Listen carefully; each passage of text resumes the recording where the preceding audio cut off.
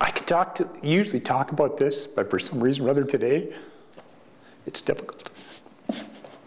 It's a missing child case that continues to haunt those involved in the search as well as the community. Young Joseph Andrews seems to have vanished into thin air. Well, when Joseph Andrews went missing, he was a 10-year-old boy, so there was a tremendous outpouring of volunteers. Joseph's foster family was visiting from Dawson Creek at the Salmon Valley Campground August 4th, 2002. Joseph had been tubing on the river when he disappeared. And he was wearing some very distinctive clothing. He was wearing blue skater pants, shorts. He was wearing a dark T-shirt. He had a very bright yellow ball cap with a very bright yellow brim. He had on an orange life vest, and he had a 4-foot yellow tube that he was riding on, which had a 10-foot polypropylene rope attached to it, and nothing has turned up at all. Absolutely nothing. The search quickly expanded. On top of RCMP and the Provincial Emergency Program, there were hundreds of volunteers with over 7,000 volunteer hours registered. We were called in time so that if someone was floating on the river, they would have not have made it to the Fraser River by the time we were in the air with one helicopter from the bridge on the highway and another helicopter working up the Fraser River from Prince George.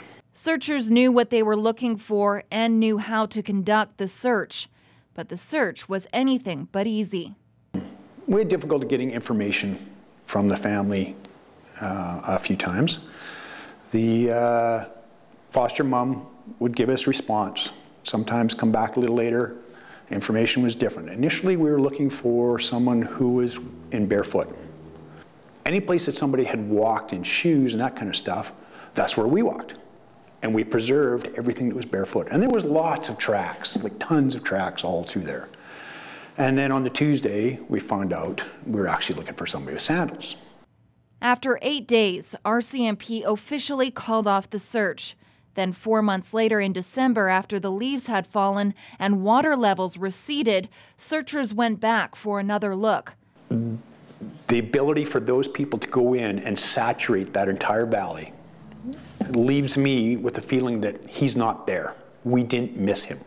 We did everything that we could have. We would very much like somebody to tell us if they saw an inner tube, and you'd have to cast your mind back now 8 years to that time, but it's been 8 years since Joseph's been missing, and we have absolutely no tips or information as to where he's gone to or what's happened to him.